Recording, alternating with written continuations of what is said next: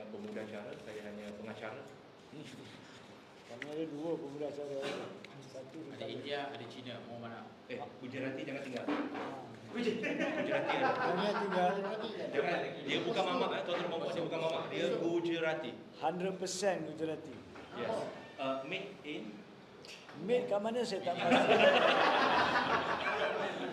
Tapi lahir di Kelang. But it's still not my state. Yes. My state is Lawyer Penang. punya answer.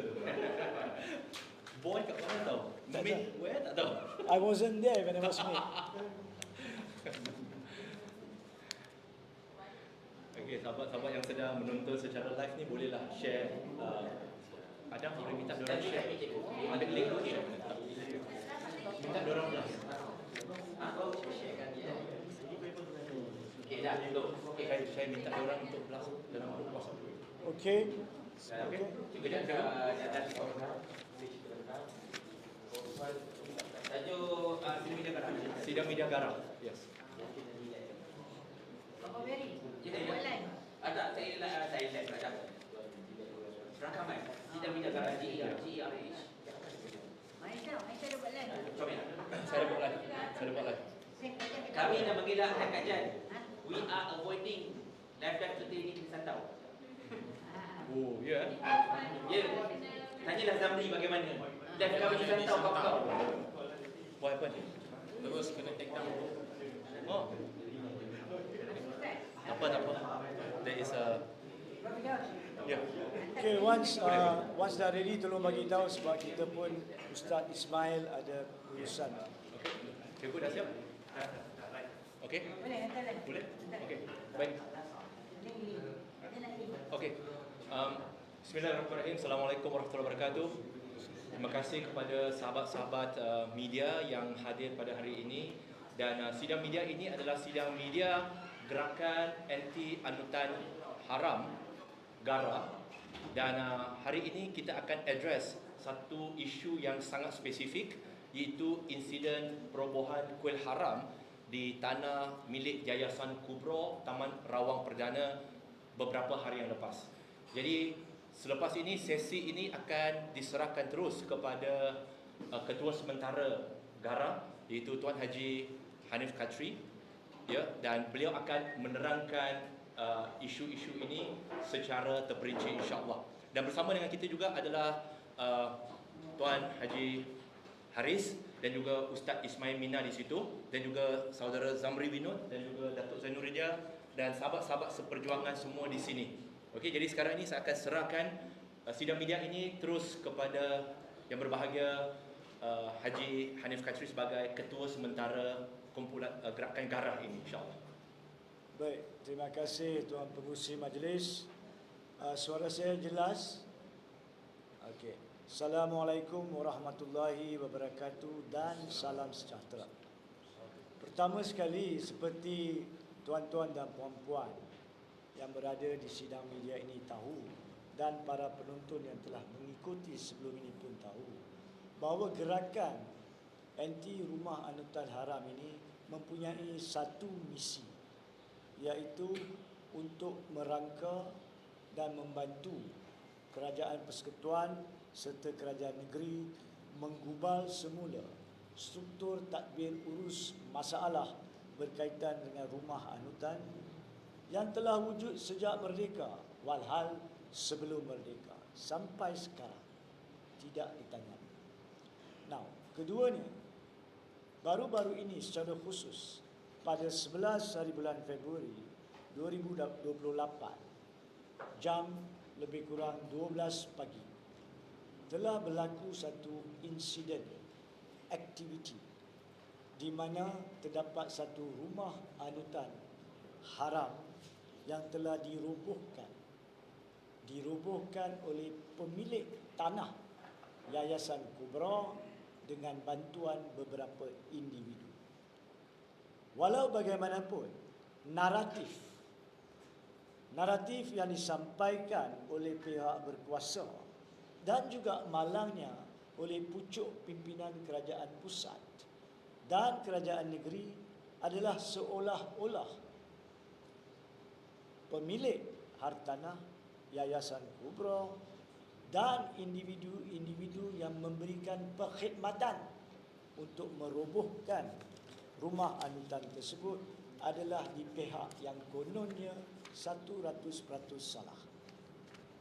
Apa yang berlaku akibat daripada naratif salah ini adalah memberi gambaran palsu kepada rakyat dan masyarakat tentang apakah kedudukan undang-undang sebenar berkaitan dengan pencerobohan tanah, pendirian rumah-rumah anutan mahupun pelaksanaan hak pemilik tanah. Sebelum saya menghuraikan lebih lanjut isu-isu yang perlu melalui sidang media ini, saya percaya ini adalah lebih baik dan tersusun supaya pihak pemilik hartanah iaitu Yayasan Kubra yang diwakili oleh Ustaz Ismail Mina di sini dengan dibantu oleh peguam yang mewakili mereka iaitu Saudara Haris menyampaikan latar belakang fakta tentang pemilikan, tentang insiden-insiden yang berlaku, tentang pencerobohan dan langkah-langkah yang telah diambil supaya fakta yang jelas diketahui oleh rakyat. Kemudian rakyat boleh menilai apakah naratif yang disampaikan oleh pihak kerajaan pusat maupun kerajaan negeri adalah betul ataupun tidak. Sekarang saya jemput Saudara Haris sebagai peguam untuk Yayasan Kubra menyampaikan kronologi peristiwa fakta yang perlu. Terima kasih. Baik, terima kasih Saudara Haji Hanif yang diraikan Tuan Pengerusi Sidang Suam.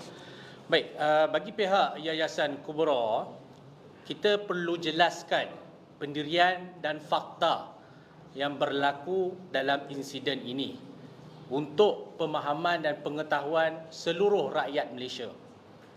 Pertamanya, tanah ataupun hartanah yang menjadi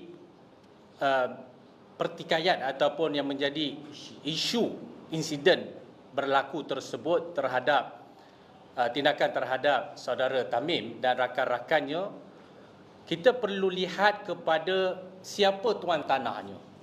Dan di sini Yayasan Kubra menegaskan bahawa Yayasan Kubra merupakan pemilik tanah sejak sekitar tahun 1998 lagi.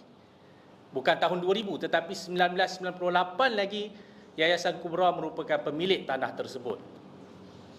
Kemudian pada tahun 2018, pihak Yayasan Kubra telah mendapat aduan daripada pihak kontraktor. Itu pihak Yayasan Kubra telah menyewakan sebahagian hak tanah tersebut kepada pihak DG dan diadukan oleh kontraktor pihak pencawangan DG bahawa telah dihalang oleh seorang lelaki berbangsa India untuk pihak kontraktor melaksanakan tugas yang perlu bagi tujuan tersebut. Sejurus mendapat pemakluman halangan yang telah dibuat oleh individu tersebut, pihak Yayasan Kubra telah membuat suatu laporan polis pada tahun 2018. Kemudian pada sekitar Oktober 2021, pihak Yayasan Kubra telah menulis surat atau notis kepada pihak Kuil, antara lain untuk mengosongkan tapak tanah milik Yayasan Kubra sejak tahun 1998 tersebut. Dan kami difahamkan pihak Kuil telah membalas surat atau notis tersebut pada sekitar Oktober 2021. Sebelum kami menekankan berkenaan dengan kandungan surat Kuil tersebut, kami menyatakan bukan sahaja tuan tanah Yayasan Kubra telah membuat laporan polis sejak tahun 2018, tetapi pada Oktober 2021 juga pihak tuan tanah telah memberikan suatu notis pengusiran atau notis untuk mengosongkan tanahnya tersebut. Dan di samping itu, tambahan itu, pihak Yayasan Kubra juga telah menampal notis atau banner pada sekitar Oktober 2021 untuk menunjukkan keseriusan dan ketegasan pemilik tanah tidak sesekali memberi izin atau memberi persetujuan kepada mana-mana penceroboh. Dan kandungan surat daripada pihak Kuil tersebut antara lain, saya baca secara ringkas. Terima kasih. Yang ditujukan kepada pihak pemilik tanah Yayasan Kubra bertarikh 13 Oktober 2021.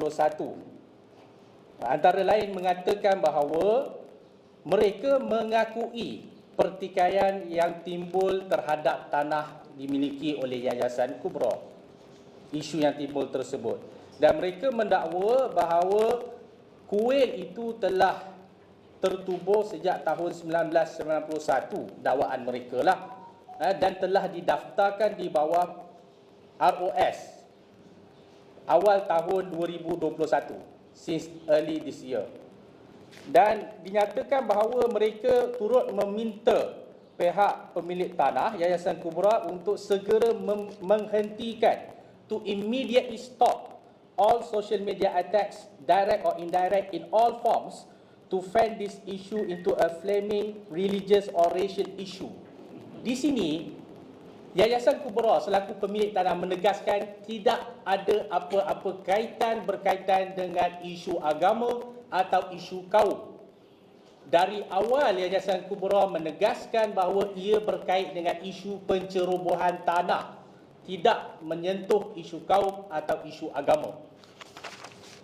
Dan untuk itu, pada sekitar ini tahun 2021 ya.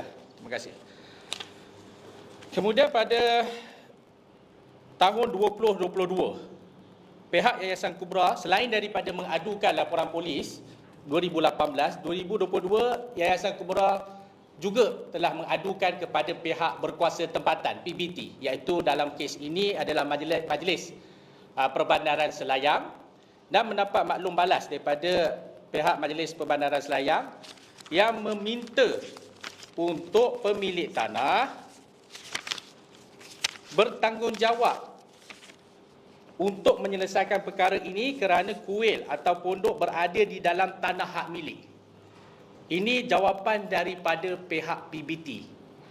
Dan saya tekankan di sini, di dalam kandungan surat MPS ini pada 14 Mac 2022 di Perenggan 3 dimaklumkan bahawa mesyuarat Jawatankuasa Pusat setempat bilangan 16 Palang 2021 bersidang tarikh 20 Oktober 2021 telah berbincang dan bersetuju pemilik perlu bertanggungjawab untuk menyelesaikan perkara ini kerana kuil berada dalam tanah hak milik. Untuk perhatian semua bahawa Jawatankuasa Pusat setempat turut terdiri daripada pihak polis. Daripada 2018 sehinggalah ke tahun 2022, kami percaya, Yayasan Kubra percaya, ianya dalam pengetahuan penuh pihak polis, namun tidak ada apa-apa tindakan. Malah pihak Tuan Tanah Yayasan Kubra diminta untuk bertanggungjawab ke atas apa-apa binaan di dalam hak milik tanahnya sendiri. Maka atas dasar itu, respon daripada pihak berkuasa dan tiada tindakan daripada pihak berkuasa juga menyebabkan pihak Yayasan Kubra selaku Tuan Tanah atas isu pencerobohan yang telah lama berlaku dan atas faktor yang lain adalah kerana pihak Yayasan Kubra ingin membina rumah asnaf di bahagian ruang ataupun di bahagian lot tanah tersebut, maka pihak Yayasan Kubra telah menghubungi dan melantik pihak saudara Tamim dan rakan-rakannya untuk menguruskan bagi pihak Tuan Tanah terhadap tindakan tersebut. Dan disitulah kronologi berlakunya perkara ini. Dan sekali lagi kami bagi pihak Yayasan Kubra menegaskan ini bukan melibatkan isu kaum, ini bukan melibatkan isu agama, tetapi ia melibatkan suatu perkara yang melanggar undang-undang secara jelas berdasarkan perkara 13 Perlembagaan Persekutuan, berdasarkan undang-undang yang telah termaktub bahawa pencerobohan telah berlaku dalam tempoh yang lama, notis telah diberikan, aduan kepada pihak berkuasa telah diberikan sehingga menyebabkan Tuan Tanah atau pemilik melaksanakan tindakannya sendiri tersebut. Saya serahkan kepada Haji Hanif untuk ulasan lanjut. Baik. Seperti mana yang telah dinyatakan dengan jelas latar belakang fakta kepada isu tanah berkenaan. Biar saya kini jelaskan isu-isu berbangkit yang memerlukan sidang akhbar ini. Pertama sekali, selepas perkara itu tercetus, kita tahu ada laporan media yang mengesahkan 4 individu telah ditahan dan dibawa ke balai polis bagi tujuan siasatan perobohan struktur rumah anutan berkenaan. Dan mereka telah juga pun ditahan, dibuat permohonan reman pada hari semalam, dan kami difahamkan oleh Peguam Lanjut bahawa Mahkamah Tinggi Shah Alam telah membenarkan pelepasan daripada perintah reman, dan keempat-empat individu kini bukan sahaja dah dilepaskan reman, memang berada seperti biasa di atas jamin mula. Siasatan masih berjalan, itu kuasa polis. Polis bebas untuk menyiasat apa yang mereka perlu siasat. Tapi pada masa yang sama, naratif yang dibuat oleh pihak kerajaan adalah seolah-olah dalam perkataan dan ayat Perdana Menteri Anwar Ibrahim, ada individu yang menggunakan kuasa vigilante. Apa itu vigilante? Vigilante bermaksud menyalahgunakan undang-undang di tangan sendiri. Bagi saya sejujurnya sebagai Ketua Sementara Garah, juga sebagai peguam, frasa atau istilah vigilante tidak langsung betul untuk diguna pakai oleh sesiapa sahaja, apatah lagi oleh seorang ketua kerajaan, Perdana Menteri berkaitan hal ini. Kerana apa? Adakah mereka telah terus melakukan apa yang mereka buat dengan sesuka hati? Adakah mereka berada di situ kerana kegilaan peribadi? Tidak. Seperti yang dinyatakan dalam fakta tersebut, Yayasan Kubra telah meminta perkhidmatan untuk perobohan. Yayasan Kubra adalah pemilik. Kalau ada sesiapa yang menimbulkan masalah, itu adalah Yayasan Kubra, bukan 4 individu berkenaan. Kalau kerajaan salah istilah, akibatnya rakyat salah faham. Rakyat menganggap secara salah bahawa ini isu perkauman, ini isu hasutan, di mana ada 4 individu yang separuh gila mengambil undang-undang di tangan sendiri, which is rubbish. Perlu ditekankan dengan tegas. Saya syorkan di sini kepada pemimpin politik, sila dapatkan fakta yang lengkap. Apa gunanya ada pegawai-pegawai di keliling anda yang dibayar menggunakan dana rakyat kalau mereka tak pandai buat kerja, mengumpul fakta dan memberikan kepada awak sebagai pemimpin. Dan akibatnya, apabila pemimpin menggunakan istilah salah, rakyat tercelaru, rakyat salah faham, dan rakyat mula menuding kepada pihak yang salah. Kalau kita ada kontraktor membuat bangunan, kontraktor tu yang bina bangunan. Kalau kita panggil kontraktor untuk robohkan struktur, kontraktor tu roboh struktur, dia bukan vigilante. So ini perlu dibetulkan dengan tegas. Sebab negara kita dalam pandangan Garah, negara kita tidak akan maju selagi pemimpin tidak profesional dalam menangani isu ini. Dan perkara ini amat penting sebab inilah menyebabkan isu dan masalah rumah anutan tak selesai-selesai. Seperti tuan-tuan dan puan-puan tahu, antara tuntutan Garah yang disampaikan sejak 31 Januari 2026 dan diulangi dalam sidang media yang lalu, kami telah menyatakan, kami mengesyorkan pematuhan keluhuran perlembagaan dan kedaulatan undang-undang melalui proses melalui proses kerajaan pusat membentuk satu jawatan kuasa pusat untuk menangani isu ini. Perkara itu alhamdulillah telah disambut oleh Menteri Perpaduan Datuk Aaron Agung Dagang.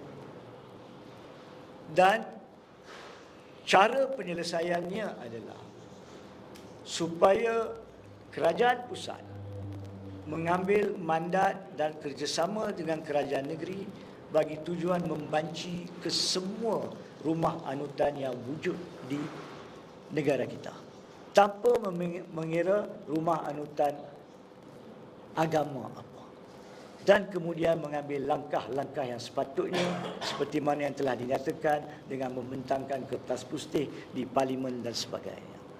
Tapi semasa perkara ini berlaku, yang keduanya, Menteri Besar Selangor telah membuat satu kenyataan semalam. Saya perlu merujuk kepada kenyataan Menteri Besar tersebut dan berharap apa yang ditegur di sini diambil dengan hati yang besar dan diambil untuk difahami apakah masalah kenyataan beliau. Pertama sekali, beliau telah mengeluarkan kenyataan 3 muka surat yang relevannya dengan ringkas. Menteri Besar telah mengatakan bahawa kejadian di Rawang semalam telah mencetuskan kegusaran dan kerisauan dalam kalangan rakyat. Salah. Apa yang berlaku di Rawang pada hari itu tidak mencetuskan kegusaran dan kerisauan dalam kalangan rakyat. Yang menimbulkan kegusaran dan kerisauan adalah naratif salah kerajaan. Kedua, beliau kemudian menambah, ini perlu ditangani segera untuk mengelakkan sebarang insiden yang akan menggugat keharmonian negeri atas faktor kaum dan agama. Cara untuk mengelak penggugatan keharmonian adalah kerajaan wajib keluarkan naratif yang betul. Kerajaan wajib mengambil langkah yang betul di bawah perlembagaan dan undang-undang seperti yang disarankan oleh Garah sejak 31 Januari. Kemudian beliau menambah yang ketiganya, terdapat 2 isu utama melibatkan rumah ibadah yang tidak sah. Pertama sekali, dalam isu ketiga ni saya perlu tekankan penggunaan frasa rumah ibadah oleh Menteri Besar Selangor melanggar Seksyen 9 Enactment Jenayah Syariah Selangor. Kerana di dalam enactment tersebut dinyatakan terdapat 25 frasa yang tidak boleh digunakan untuk merujuk kepada anutan selain Islam. Bagaimana awak nak guna perkataan ibadah kepada rumah-rumah anutan lain? Sebab itu Garah mengatakan gerakan anti rumah anutan. Kalau Menteri Besar yang gubalkan undang-undang di Dewan Undangan Negeri pun tak mahu ikut undang-undang yang dia gubal, macam mana rakyat nak mencontohi dia? Saya sarankan perkara ini kepada semua pemimpin politik. Saya tahu bukan semuanya datang daripada latar belakang undang-undang. Tapi apa gunanya? Ada pegawai undang-undang di kiri kanan awak. Silalah, jangan pemimpin politik melanggar undang-undang. Kalau undang-undang mengatakan perkataan ibadah tidak boleh dirujuk kepada rumah-rumah anutan agama selain Islam, maka tak boleh rujuk. Kita kena perjuangkan perkara mengikut laras perlembagaan dan undang-undang. Bersama dengan perkara-perkara lain, laras bahasa. Bahasa adalah juga perkara yang penting di bawah perlembagaan. Justru jangan kelirukan rakyat. Rakyat kata Menteri Besar guna perkataan ibadah, takkan kami tak boleh guna. Sedangkan bila rakyat biasa guna nanti, bila Majlis Agama Islam buat laporan polis, polis tangkap, rakyat komplain. Kami kena tangkap, Menteri Besar Amiruddin tak kena pun. Anwar Ibrahim tak kena pun. Itu tak boleh. Keempatnya, 2 isu yang dibangkitkan, saya setuju memang ada 2 isu. Itu saya perlu beri kredit kepada Menteri Besar. Di mana dikatakan pertama, berkaitan rumah anutan yang menduduki tanah milik kerajaan negeri. Yes. Dan kedua, rumah anutan yang didirikan di atas tanah milik persediaan. Betul. Dan beliau juga betul berkaitan dengan rumah anutan di tanah kerajaan, iaitu isu pertama. Di muka surat 2, peringatan pertama yang mengatakan dia telah mengarahkan supaya prosedur yang sedang digunakan pakai di peringkat kerajaan negeri dipertingkatkan dan tindakan segera di peringkat pihak berkuasa tempatan serta pengukuhan tata cara pengendalian piawaian SOP Jawatan Kuasa Limas yang lebih jelas. Betul, sebagai Menteri Besar, dia boleh memberi arahan yang dibenarkan di bawah undang-undang kepada pihak berkuasa tempatan. Buatlah SOP yang lebih baik. Itu hak awak. Tetapi yang dia salah, perlu saya nyatakan dengan jelas di sini, adalah arahan-arahan yang dikeluarkan berkaitan dengan rumah-rumah anutan haram di tanah persendirian.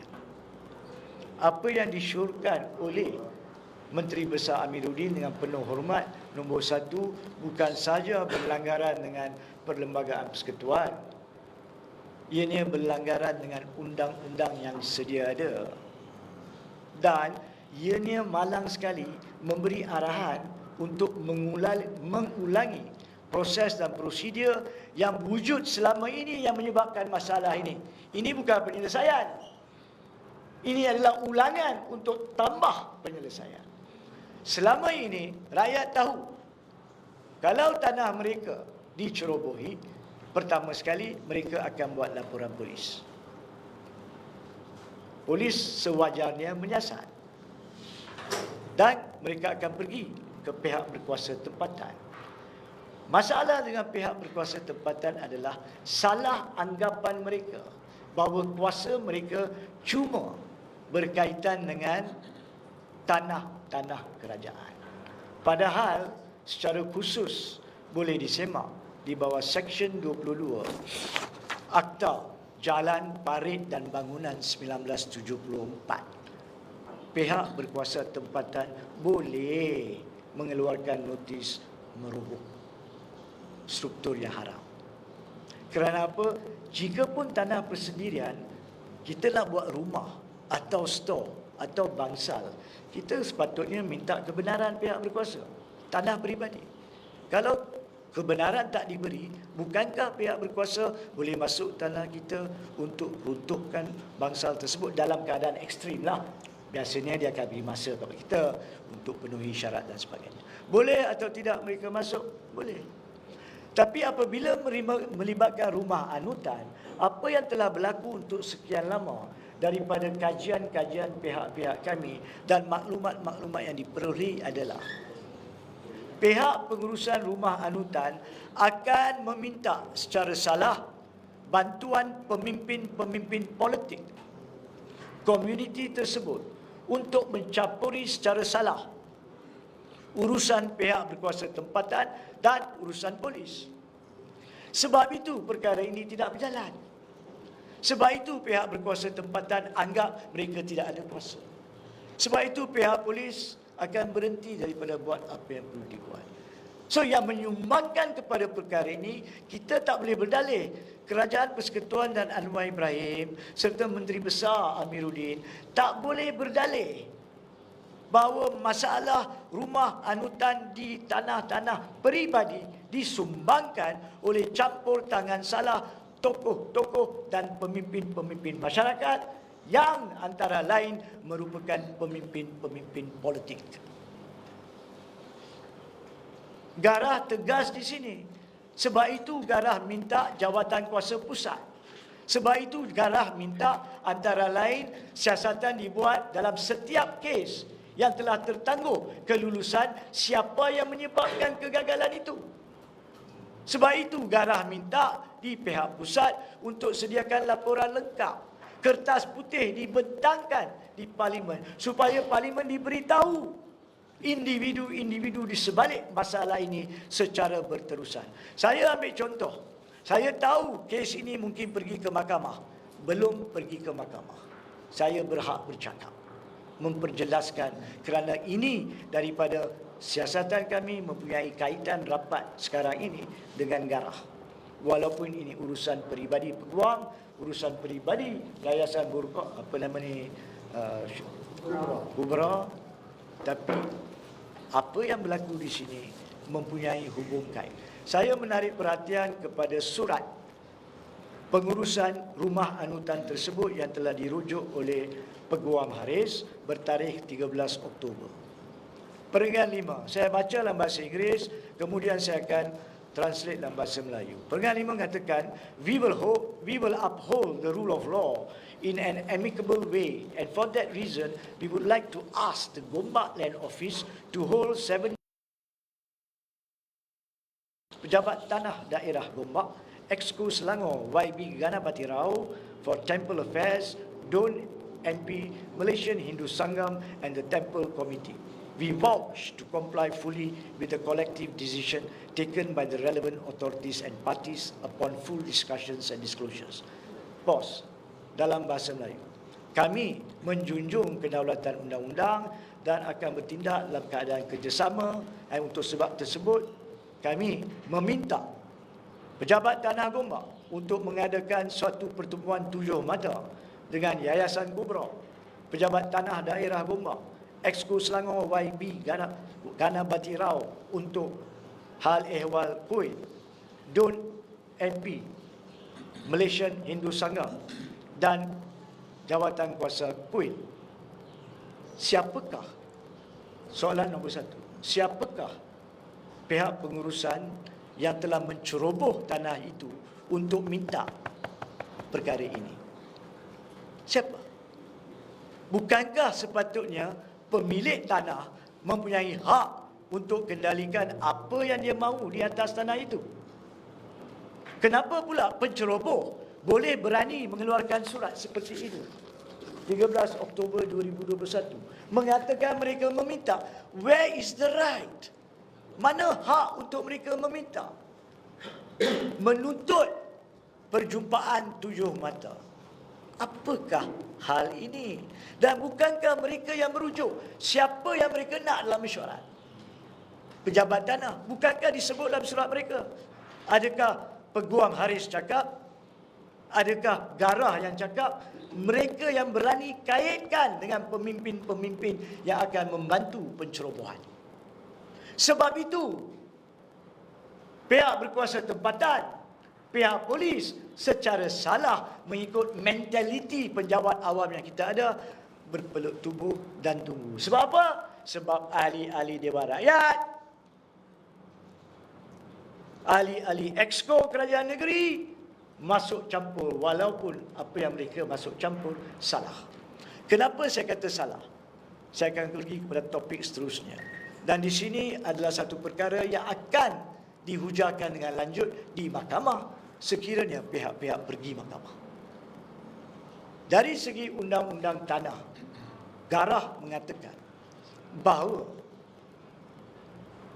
berkaitan tanah-tanah peribadi bukan semestinya, saya ulangi, bukan semestinya dalam setiap hal pemilik tanah wajib memperolehi perintah mahkamah. Tidak. Okay. Ini kena faham. Kenapa saya sebut benda ni? Sebab YB Amiruddin balik kepada arahan beliau yang salah telah menyatakan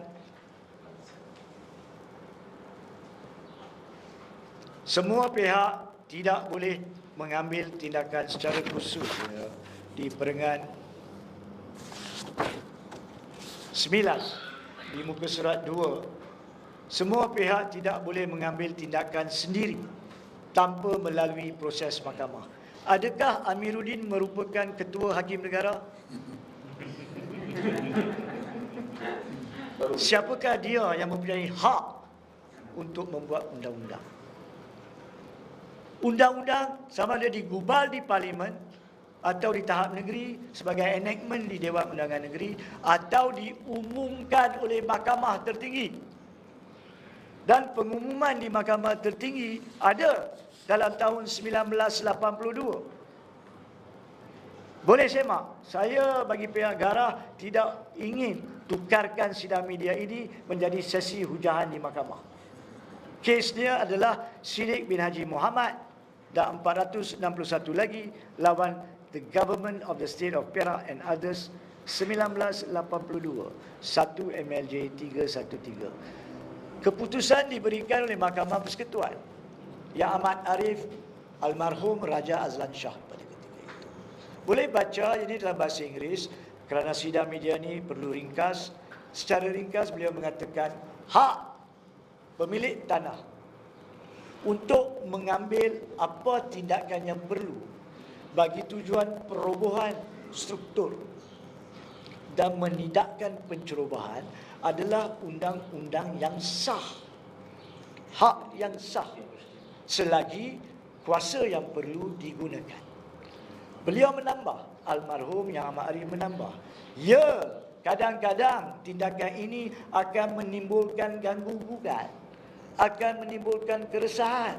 Tetapi timbulnya keresahan dan ganggu-gugat tidak menurunkan hak undang-undang tersebut. So, siapakah Amiruddin, Menteri Besar, untuk mengatakan bahawa kena ikut dan dapatkan perintah mahkamah dalam setiap urusan tanah peribadi? Dia bergantung daripada kes ke kes ke kes ke kes. Cuma saya nak sarankan kepada YB Amiruddin, kalau beliau tak puas hati dengan kedudukan undang-undang ini, maka beliau perlu minta bantuan penasihat undang-undang negeri untuk mencabar di Mahkamah Persekutuan. Sehingga cabaran itu dibuat, sehingga itu beliau, mana-mana kerajaan tidak berhak menidakkan kewujudan nas ini. Ini untuk pengetahuan rakyat. Sebab itu perjuangan berpandukan kepada keluhuran perlembagaan dan kedaulatan undang-undang kena ada inti undang-undang, bukan cakap kosong sebagai pemimpin-pemimpin kerajaan. Di situlah salah Amiruddin. Saya tidak akan menguraikan dengan panjang lebar. Saya percaya tuan-tuan dan puan-puan dan penonton dapat lihat bahawa kenyataan Amiruddin bercanggah dengan undang-undang. Sebab itu saya syorkan, kami di Garaf syorkan, Menteri Besar Amiruddin patut berbesar hati untuk bersetuju dengan cadangan dan penerimaan Menteri Perpaduan Datuk Aaron Agor Dagang untuk membenarkan jabatan kuasa pusat ditubuhkan, dan beliau patut mengumumkan kerjasama dengan Menteri Perpaduan berkenaan supaya perkara ini dapat diselesaikan dengan pantauan yang betul, pancian yang betul, kutipan sejarah, maklumat-maklumat yang perlu, fakta betul, setiap rumah anutan ada buat permohonan atau tidak, kenapa ditolak dan siapa yang mengganggu urusan-urusan penyelesaian masalah ini. Saya dengan penuh rendah diri bagi pihak Garah meminta semua menteri besar dan kesemua ketua menteri mengambil contoh daripada apa yang berlaku supaya perkara ini dapat diselesaikan. Tetapi sehingga kerajaan pusat melalui Menteri Perpaduan dapat menangani isu ini dengan pembentukan satu jawatan kuasa yang lengkap dengan pakar-pakar yang perlu, selagi mereka diberi peluang untuk selesaikan kerja-kerja yang perlu. Selagi itu, mulai daripada sekarang, hak peribadi pemilik tanah tidak boleh dihalang oleh mana-mana kerajaan. Kalau pemilik tanah hendak pergi ke mahkamah, silakan. Tapi kalau pemilik tanah percaya dia mempunyai hak dan kuasa untuk mengambil tindakan peribadi di atas tanah yang dicerobohi untuk bertahun-tahun lamanya, maka itu hak dia. Kerajaan tak boleh halang. Bagaimana kalau kita ikut cadangan Amiruddin? Suruh buat laporan polis, bawa kepada pihak berkuasa tempatan. Soalan nombor satu, bukankah perkara itu selama ini berlaku? Di manakah jaminan bahawa pihak polis dan pihak berkuasa tempatan tidak akan dipengaruhi oleh pemimpin-pemimpin politik semula?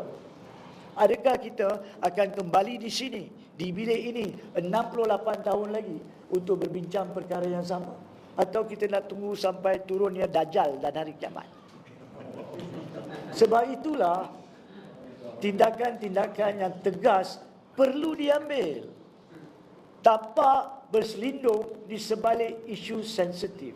Sudah beberapa kali Garah mengatakan, undang-undang digubal oleh kerajaan untuk mengatur cara masyarakat termasuk isu-isu sensitif.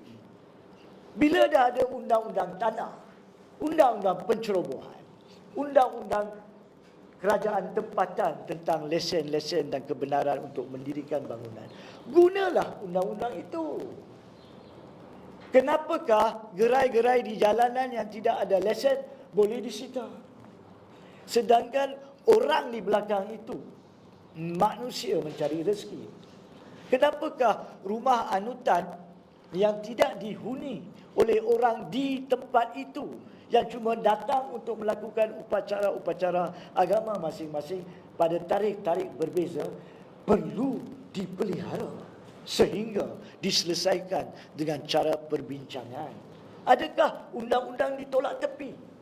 Bukankah undang-undang ditolak tepi? Bukankah selama ini kegusaran rakyat adalah kerana setiap kali isu rumah anutan berbangkit, maka kita dengar lepas beberapa minggu, lepas sebulan dua, kononnya tanah gantian diberi, pampasan diberi. Pampasan diberi digunakan perbendaharaan negara kepada penceroboh. Tanah gantian diberi kepada penceroboh. Kenapakah tidak ada tanah gantian diberi kepada gerai-gerai yang disita? Kenapakah orang-orang setinggan di kampung-kampung setinggan yang dikatakan menceroboh tanah awam dihalau begitu saja? Kenapakah tidak ada kewajipan memberi tanah gantian?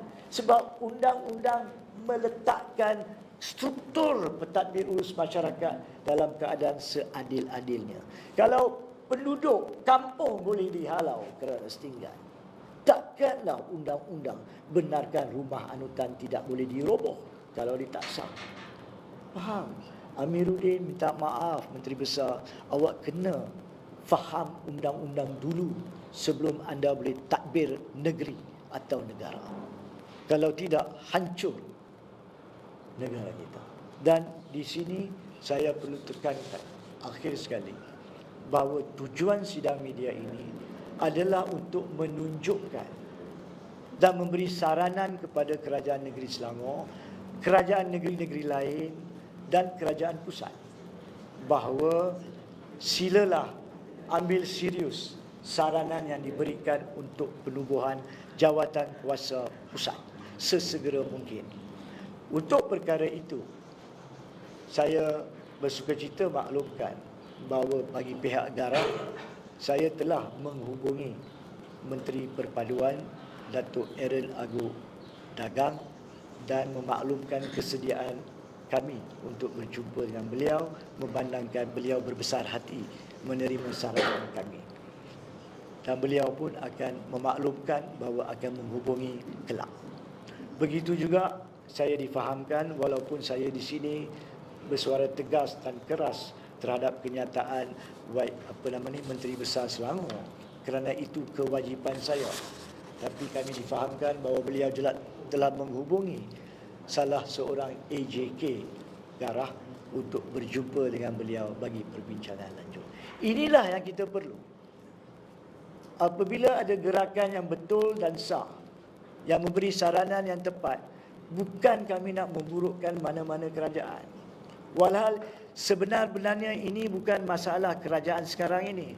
Masalah ini wujud sejak kerajaan Tunku Abdul Rahman, sejak kerajaan Tun Abdul Razak, kerajaan Tun Hussein On, kerajaan Tun Mahathir, kerajaan Datuk Najib Razak, kerajaan Pak Lah, kerajaan Tun Mahathir semula, kerajaan Muhyiddin Yassin, kerajaan Ismail Sabri dan kerajaan Anwar Ibrahim. Dan jangan tuding jari kepada Garah seolah-olah kami anti kerajaan. Tidak. Kami anti perkara yang mencabuli keluhuran perlembagaan dan kedaulatan undang-undang tanpa mengira agama, bangsa atau warna kulit. So saya harap keikhlasan perjuangan ini dapat dilihat. Selain daripada itu, saya serahkan kepada pihak Yayasan Kubra untuk menentukan masa depan kes mereka, kerana dalam perkara itu pun dari segi undang-undang, kalau pihak kuil tak puas hati dengan apa yang berlaku, mereka mempunyai hak untuk membawa tindakan sivil di Mahkamah Tinggi Shah Alam. Saya yakin pihak pemilik tanah dengan peguam akan melakukan apa yang mereka perlu untuk membela diri. So, tidak ada tindasan kepada mana-mana pihak. Sekiranya pihak pengurusan rumah anutan berkenaan percaya kononnya mereka ada hak, bawa ke mahkamah. Akhir sekali, isu terakhir, bagaimana pula dengan pihak yang telah dikenal pasti sebagai penceroboh tanah? Menurut laporan media, pada hari berkenaan, penceroboh tanah hadir. Beliau telah membuat laporan polis. Beliau telah hadir di balai polis, memperkenalkan diri. Dalam erti kata lain, pihak polis dah mengecam siapa penceroboh.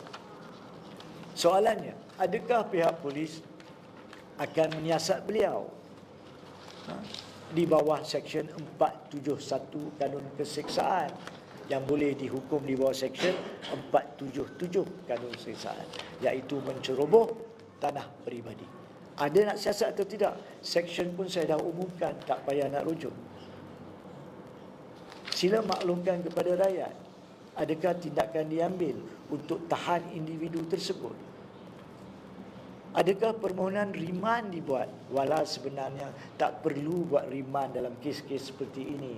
Tahan, ambil kenyataan dan lepas atas ikat jamin polis. Kami di Garah tidak menuntut ketidakadilan terhadap sesiapa sahaja. Jadi ada atau tidak pihak polis menahan dan mengambil keterangan dan membuat siasatan di bawah Seksyen 441 yang saya sebut tadi, atau mana-mana seksyen lain? Ini tanggungjawab pihak polis. Kerana apa? Kalau perkara ini tidak dijelaskan kepada rakyat, rakyat akan nampak, mempunyai persepsi seolah-olah ada undang-undang 2 darjat. Pemilik tanah yang dicerobohi, ejen-ejen beliau yang melakukan perobohan ditahan. Tetapi penceroboh asal berbelas tahun dibiarkan begitu saja. Adakah negara kita mempunyai undang-undang yang tunggang terbalik sekarang ni? Ini persoalan rakyat di luar. So saya syorkan, Garah syorkan kepada pihak polis, pihak Kementerian Dalam Negeri, Saifuddin Nasution yang juga salah rujuk sebagai vigilante.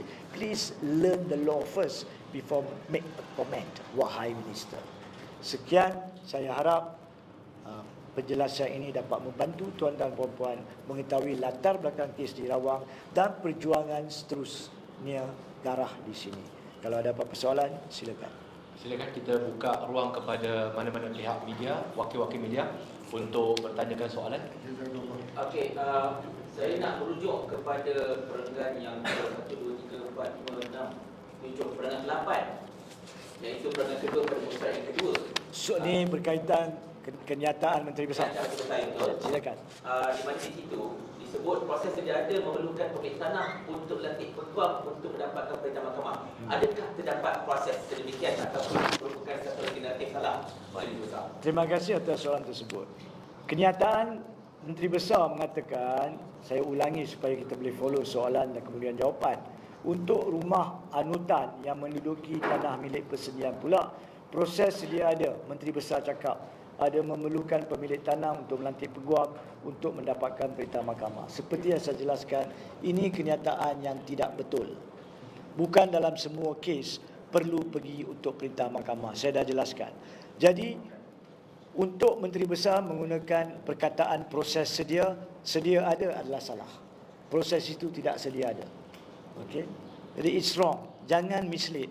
Sebab itu saya kesal sebagai peguam bila saya baca kenyataan ini.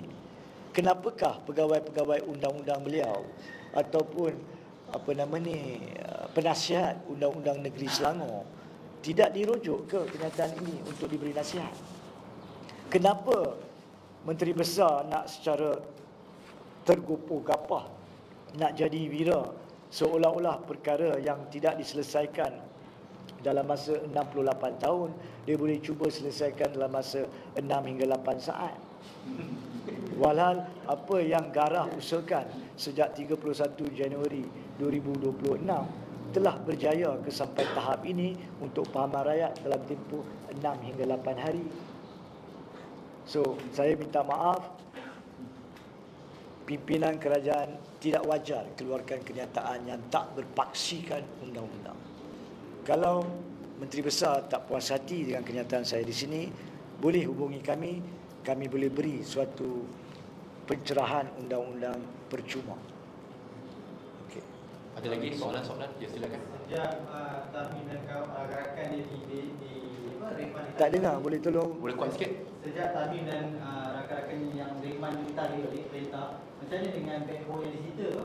Okey, dia macam ni. Pertama sekali saya pernah betulkan soalan. Bukan Rehman ditarik balik. Rehman telah dibenarkan oleh magistrate pada pagi semalam. Ada permohonan semakan dibuat. Undang-undang membenarkan kita merayu atau menyemak mana-mana perintah mengikut keadaan. Peguam Tamim telah memilih untuk membuat semakan ke Mahkamah Tinggi Shah Alam. So apabila dah dengar hujah kedua-dua pihak, Mahkamah Tinggi Shah Alam telah membenarkan semakan, membatalkan perintah Rahman, bukan tarik balik. Membatalkan perintah Rahman, dan selepas dibatalkan maka mereka dilepaskan. Tidak ada perkataan bebas salah, tidak boleh digunakan. Saya dah baca, saya dah tengok banyak laporan media kata lepas dan bebas. Belum bicara lagi. Macam mana bebas? Baru lepas, belum dituduh pun lagi. Now, backhoe, soalannya backhoe. So, minta maaf, saya terpaksa. Minta sebagai peguam, saya tak boleh istilah salah, tu saya kena jelaskan. So, backhoe ni dari sudut siasatan, apa-apa perkara yang menjadi subjek perkara siasatan wajar dan wajib diambil dalam berkasan pihak penyiasat. Contohnya, kalau saya menggunakan motorkar untuk mengakibatkan kecederaan kepada orang, saya akan ditahan untuk siasatan dan motorkar itu akan dirampas untuk dilakukan ujian forensik. Betul tak betul? Begitu juga di sini, backhoe perlu diambil untuk siasatan. Sebab masih disiasat. Kalau siasatan dapati tidak ada sebab untuk menuduh mana-mana seorang atau kesemua empat, maka barang kes kemudian akan diambil arahan nak lepaskan kepada siapa, itu perkara lain yang akan dilalui sekarang. So rakyat kena faham, kena bezakan, jangan ikut emosi. Yang dilepaskan adalah ejen-ejen yang diminta oleh pemilik tanah melakukan upacara perobohan, mereka telah dilepaskan. Tapi barang-barang kes termasuklah bekas-bekas dinding-dinding, batu-batu struktur tersebut, itu untuk pihak polis nak rampas kalau mereka mahu. Barang yang digunakan untuk roboh mestilah dirampas. Itu cerita lain, belum bicara lagi. Tak boleh bicara sebelum belum ada pertuduhan lagi. Dan belum ada pertuduhan sebab siasatan belum tamat lagi. Saya perlu jelaskan ini supaya kita faham. Okey, terusnya. Okey, selain daripada berlebih juga, kita dapati Perdana Menteri sendiri pun telah mengeluarkan kenyataan yang kiranya hampir sama, iaitulah tidak boleh bertindak sendiri.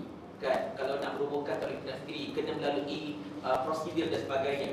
Jadi saya yakin Tuan Haji ada menjelaskan tentang perkara itu. Tetapi bolehkah kita menyatakan di sini bahawa Perdana Menteri juga terkhilaf berkenaan dengan kenyataan tersebut, dan adakah beliau juga tidak mendapatkan nasihat sewajarnya sebelum kenyataan? Saya rasa di peringkat awal kenyataan media saya telah menyentuh bahawa Perdana Menteri memang khilaf sebab dia menggunakan istilah vigilante. Saya dah sentuh perkara tersebut. Dan di situlah apa yang telah kami sarankan di Garaf, bahawa pemimpin-pemimpin negeri dan negara perlu mengambil nasihat yang lengkap.